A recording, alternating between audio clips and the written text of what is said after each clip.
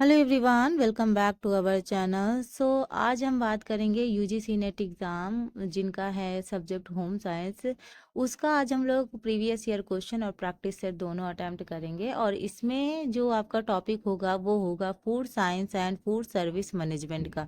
इससे related question आज हम लोग देखेंगे और देखेंगे किस तरीके से प्रीवियस ईयर क्वेश्चन पूछे जाते हैं। इससे पहले भी मैंने वीडियोस अपलोड कर रखी हैं जिनमें मैंने प्रीवियस ईयर पेपर और प्रैक्टिस सेट वगैरह करवाए हैं। तो अगर आपने अब तक उसको नहीं देखा है तो देख लीजिएगा, क्योंकि हम लोग जुलाई एग्ज़ाम के लिए तैयारी कर रहे हैं और समय जाने में समय नहीं लगता है ना। तो चलिए स्टार्ट करते हैं आज की क्लास। तो पहला क्वेश्चन क्या है, खाद्य सेवा प्रतिष्ठान में प्रदर्शन मूल्यांकन के उपयोग पूछा गया है। तो उपकरणों की खरीद की योजना बनाना, बी है नौकरी की क्षमता निर्धारित करना, सी है मेन्यू को अंतिम रूप देना, डी है अतिरिक्त प्रशिक्षण या परामर्श की आवश्यकता का आकलन करना और ई है संगठन के भीतर कर्मचारी की प्रगति की समीक्षा करना।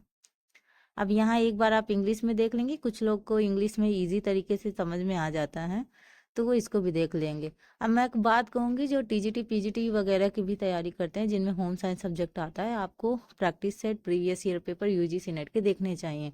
क्योंकि अगर आपने हाई लेवल के एग्ज़ाम मतलब देखे, उनका लेवल देखा, तो आप टीजीटी पीजीटी ईजिली तरीके से सॉल्व कर सकते हैं, है ना। क्योंकि सबसे बड़ा एग्ज़ाम तो यही है। चलिए बात करते हैं आंसर की। तो यहाँ पे कौन सा आंसर सही होगा, नौकरी की क्षमता निर्धारित करना, अतिरिक्त प्रशिक्षण या परामर्श की आवश्यकता का आकलन करना और संगठन के भीतर कर्मचारी की प्रगति की समीक्षा करना। ठीक है, यानी ऑप्शन नंबर बी सही है, बी डी ई, यानी आपका बी डी ई। ठीक है, चलिए बात करते हैं नेक्स्ट क्वेश्चन की। खाद्य उत्पाद विकास के निम्नलिखित चरणों को आरोही क्रम में आपको लगाना है। प्रोटोटाइप विकास, बाजार अनुसंधान, गुणवत्ता मापदंडों और उपभोक्ता स्वीकार्यता का आकलन, विचार निर्माण और व्यवसायीकरण। यहाँ पे आप व्यवसायीकरण से आराम से एलिमिनेट करके लगा सकते हो कि कैसा क्रम बनेगा। कुछ ऐसे चीज़ें होती हैं, ऐसे वर्ड्स लिखे होते हैं जिनको हम देख के बता सकते हैं कि वो क्रम में किस नंबर पे आ सकता है ना। तो यहाँ पे जो आपका क्रम बनेगा वो पहले होगा मार्केट रिसर्च, फिर उसके बाद आपका होगा आइडिया, ठीक है, उसके बाद होगा आपको प्रोटोटाइप, फिर उसके बाद आपका आएगा सी ऑप्शन, फिर आएगा आपका ई ऑप्शन 5वें नंबर पे। तो यहाँ पे एक बार हिंदी में देख लेते हैं। सबसे पहले आएगा आपका बाजार अनुसंधान, फिर उसके बाद होगा आपका विचार निर्माण, फिर होगा प्रोटोटाइप विकास, फिर होगा गुणवत्ता मापदंड, उसके बाद लास्ट में क्या आएगा, व्यवसायीकरण। यानी इस हिसाब से होना चाहिए ऑप्शन नंबर डी। चलिए बात करते हैं नेक्स्ट क्वेश्चन की। शोध डिज़ाइन के महत्वपूर्ण कार्य क्या है, यानी रिसर्च डिज़ाइन का मतलब इम्पोर्टेंट फंक्शन क्या है। यह जटिलताओं को बढ़ावा देता है, यह ब्लूप्रिंट प्रदान करता है, यह अनुसंधान गतिविधि की सीमाओं का विस्तार करता है, यह अनुसंधान गतिविधि की सीमाओं को निर्धारित करता है और यह संभावित समस्याओं का अनुमान लगाने के लिए जांच को सक्षम बनाता है। एक बार इंग्लिश में देखें फिर हम इसका आंसर करते हैं।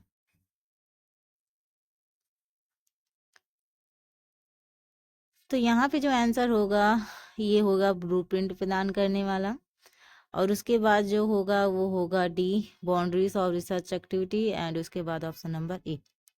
एक बार हिंदी में देखते हैं, यानी यह ब्लूप्रिंट प्रदान करता है, उसके बाद यह अनुसंधान गतिविधि की सीमाओं को निर्धारित करता है, सीमाओं को, यह संभावित समस्याओं का अनुमान लगाने के लिए जांच को सक्षम बनाता है। तो इस हिसाब से ऑप्शन नंबर क्या होना चाहिए, बी। चलिए नेक्स्ट क्वेश्चन की बात करें। नेक्स्ट क्वेश्चन है, निम्नलिखित चरणों को आपको क्रम में लगाना है जो अनुसंधान के संबंध में एक उपयोगी प्रक्रियात्मक दिशा निर्देश प्रदान करता है। तो यहाँ पे देखिए, साहित्य, व्यापक साहित्य सर्वेक्षण, अनुसंधान समस्या का निरूपण, डेटा का विश्लेषण, डेटा एकत्र करना और व्याख्या और रिपोर्ट लेखन। तो आपको इसको सीक्वेंस से लगाना है, ठीक है।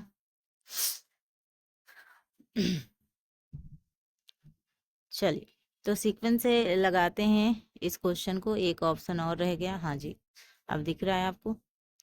अगर ना दिखे तो आप इसको जूम कर सकते हैं। तो यहाँ पे जो क्रम लगेगा वो सबसे पहले लगेगा formulating the problem, research problem आप ढूंढेंगे प्रॉब्लम कहाँ आ रही है।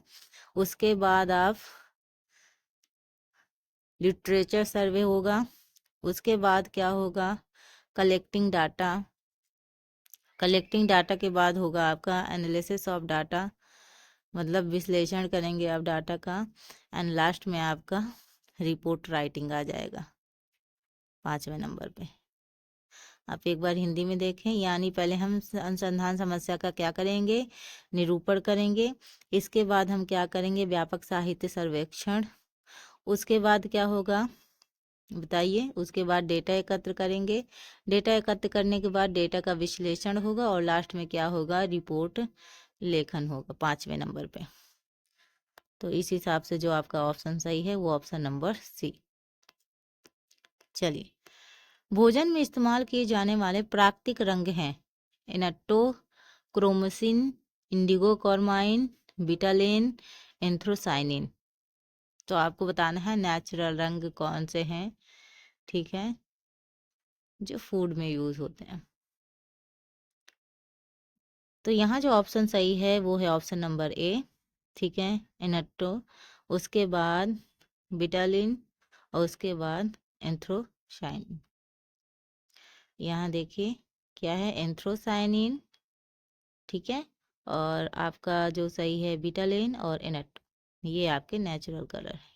तो यहाँ कौन सा आंसर आपका सही होगा, ऑप्शन नंबर बी यानी A D E. Next question की बात करें, पैकेज के अंदर भोजन के आसपास के वातावरण को बदलकर खाद्य उत्पादों को के जीवन को बढ़ाने के किस प्रकार की पैकेजिंग विधि का उपयोग किया जाता है। तो यहाँ जो ऑप्शन है वो देखिए, बहुत छोटा करूंगी तो आपको चारे ऑप्शन दिखेंगे। एसेप्टिक पैकेजिंग, सिकुड़न लपेट पैकेजिंग, संशोधित वायुमंडलीय पैकेजिंग और CPET पैकेजिंग। एक बार आप इसको यहाँ देखें फिर आंसर बताएं।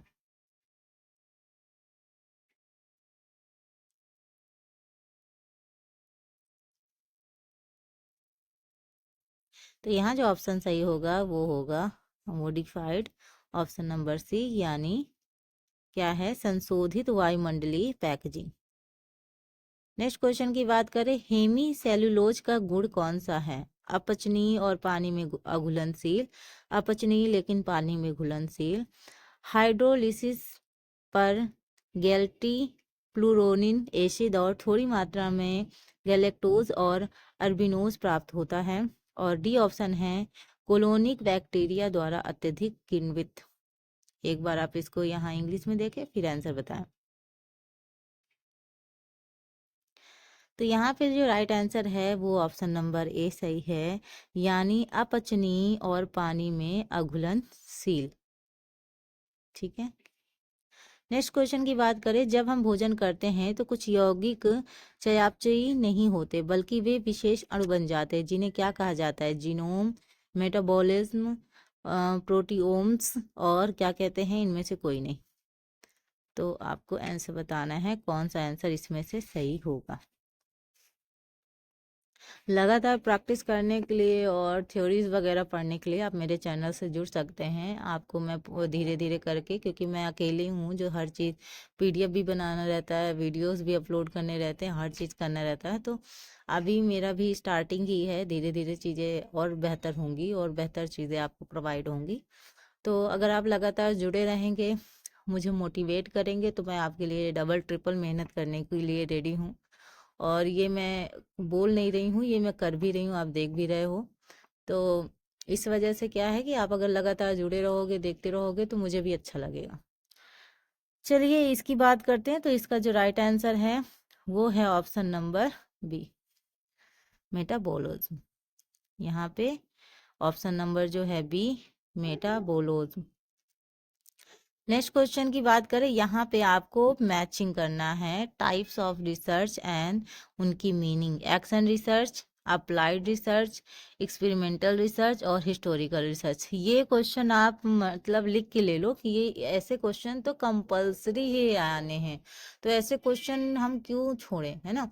ये क्वेश्चन मतलब आप सोच भी नहीं सकते हो कि जितने भी एग्जाम हुए हैं उनमें ये जो चारों रिसर्च है ना ये बहुत इंपॉर्टेंट है। और ये आपको जैसे एक्सपेरिमेंटल रिसर्च है, एक्शन रिसर्च, अप्लाइड रिसर्च और हिस्टोरिकल रिसर्च आपको क्वेश्चन में देखने को मिलेंगे। 2-3 क्वेश्चन ऐसे आ जाते हैं जो इन रिसर्च में से पूछे जाते हैं, रिसर्च डिजाइन से पूछे जाते हैं। तो ये क्वेश्चन तो छोड़ने लायक नहीं, क्योंकि ये आपको फर्स्ट पेपर पे भी मिलेगा और सेकेंड पेपर पे भी मिलेगा, तो दोनों लिए बेहतर है ये। तो यहाँ पे देखो एक्शन रिसर्च का जो होगा वो होगा ऑप्शन नंबर आपका बी, यानी research is design to solve problem. ये प्रॉब्लम को सॉल्व करता है और कैसे, साइंटिफिक मेथड के द्वारा। तो ये चीज़ याद रखिएगा, option number B. Applied research की अगर हम बात करें तो अप्लाइड रिसर्च का होगा आपका research is design to provide data to support a theory through its application. ठीक है, और यहाँ पे अगर मैं बात करूँगी, ठीक है, एक्सपेरिमेंटल रिसर्च की, तो एक्सपेरिमेंटल रिसर्च का होगा रिसर्च डिजाइन विद इंडिपेंडेंट। हाँ, यहाँ पे क्या होगा, इंडिपेंडेंट और डिपेंडेंट जो वेरिएबल हैं और उनमें कॉज और इफेक्ट, ये बात याद रखिएगा, कॉज और इफेक्ट की बात याद रखिएगा तो आपको याद रहेगा। हिस्टोरिकल आप पता ही चल जाता है, जहाँ आप मतलब पास्ट की बात हो, यहाँ पास्ट की बात हो रही है तो ऑटोमेटिक आपको हिस्टोरिकल का अंदाजा लग जाता है। ये देखो पास्ट की बात हो रही है, तो ये जो कीवर्ड्स हैं इनको ध्यान देने लायक होता है, तो हमको ऑटोमेटिक चीजें समझ में आ जाती हैं। ठीक है, तो यहाँ पे जो आंसर सही होगा वो होगा ऑप्शन नंबर बी।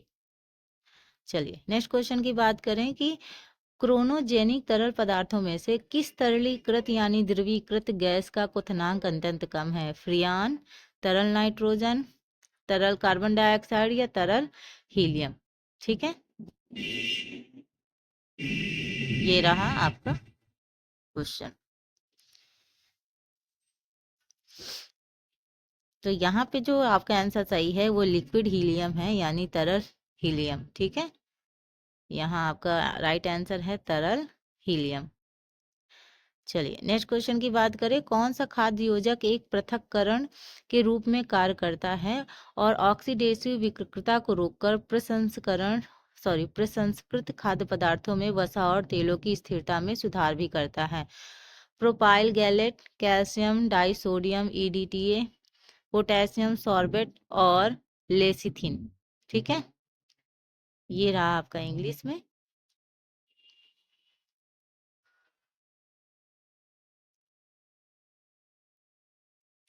तो यहाँ पे जो राइट आंसर है वो ऑप्शन नंबर बी, कैल्शियम वाला है। ठीक है, यानी calcium disodium, option number B. Next question की अगर बात करें तो यहाँ पे भी आपको क्या कहते हैं बताना है आंसर। और ये क्या पूछा है क्वेश्चन में, कटी हुई फलों और सब्जियों में एंजाइमेटिक ब्राउनिंग किसके द्वारा त्वरित होती है? ऑक्सीजन के संपर्क में, कम तापमान पर भंडारण, पॉलीफेनॉल ऑक्सीडेज की उपस्थिति या नींबू के रस में डुबोना और उच्च आर्द्रता। तो आपको बताना है इनमें से कौन कौन से आंसर सही हो सकते हैं।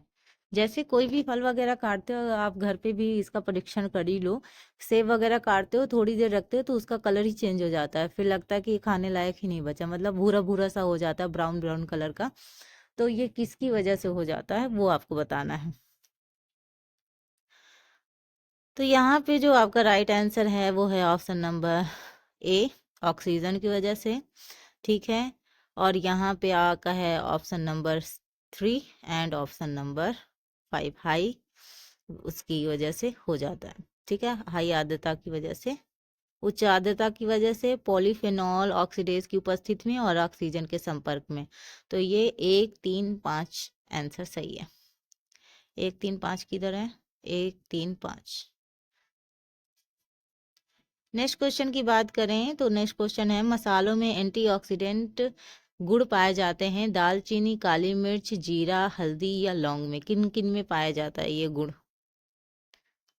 किन किन में ये गुण पाया जाता है?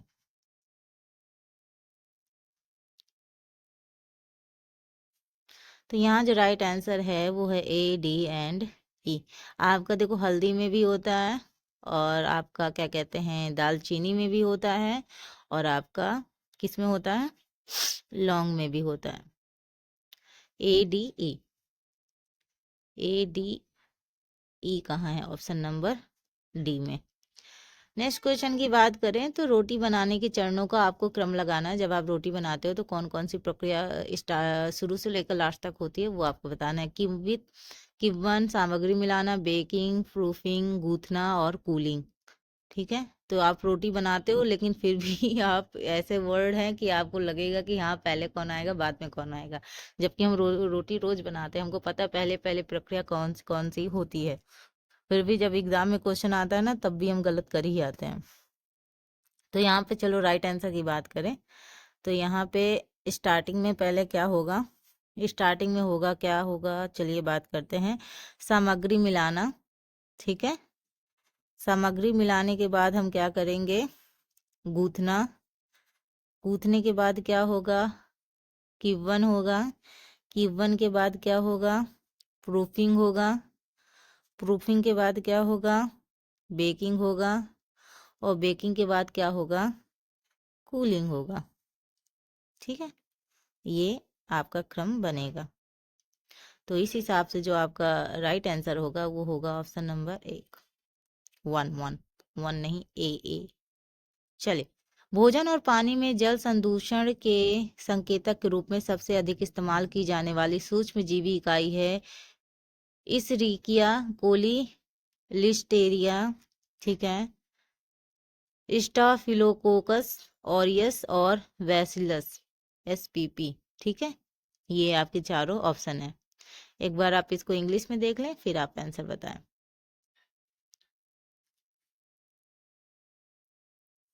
तो यहाँ जो राइट आंसर है इथरिकिया कोली आपका राइट आंसर है। इथरिकिया कोली। नेक्स्ट क्वेश्चन की बात करें, मापन विश्वसनीयता के प्रकार हो सकते हैं। टेस्ट, रीटेस्ट विश्वसनीयता, फेस विश्वसनीयता, इंटररेटर विश्वसनीयता, समांतर फॉर्म विश्वसनीयता और आंतरिक संगति विश्वसनीयता। आपको बताना है राइट आंसर क्या है।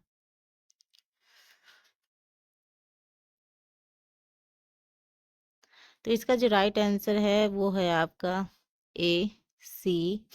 और उसके बाद आपका जो राइट आंसर होगा D और आपका E।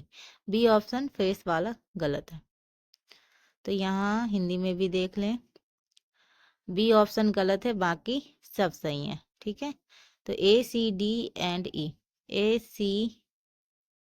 E option number C। Next question की बात करें, कौन सा प्रयोगात्मक शोध में आंतरिक वैधता के लिए खतरा है? यादृशीकरण, परिपक्वता, यादृच्छिक नमूनाकरण और क्या है? सांख्यिकी शक्ति। एक बार आप इसको इंग्लिश में देख ले फिर हम लोग करते हैं आंसर।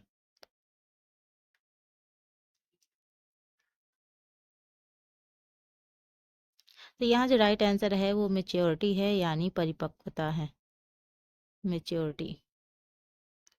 चलिए नेक्स्ट क्वेश्चन की बात करते हैं, खाद्य सेवा प्रबंधन के संदर्भ में कौन सा महत्वपूर्ण कारक है जो मेनू योजना की सफलता को प्रभावित करता है?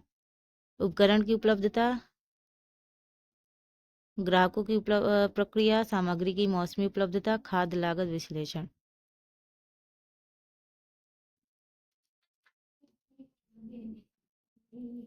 इसका जो राइट आंसर है वो है seasonal availability of ingredient, option number C।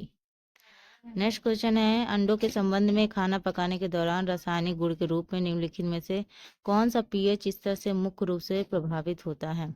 Option A जर्दी का जमना, अंडे की सफेदी में फोम की स्थिरता, सेल स्थित, और ऑप्शन नंबर D है जर्दी का रंग।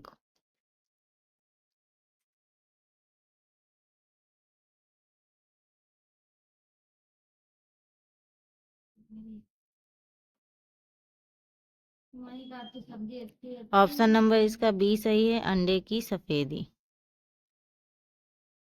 अंडे की सफेदी में फोम की स्थिरता।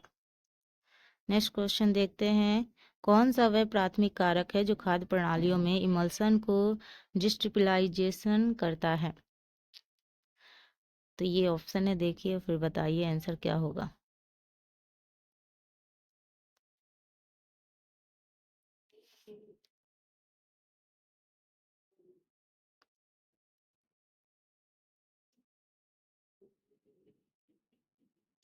इसका राइट आंसर है बिखरी हुई बूंदों का संलयन। तो ये रहा आज की कुछ इंपॉर्टेंट क्वेश्चन। अगर आपको ये वीडियो पसंद आए तो लाइक शेयर एंड सब्सक्राइब करें। Thank you for watching.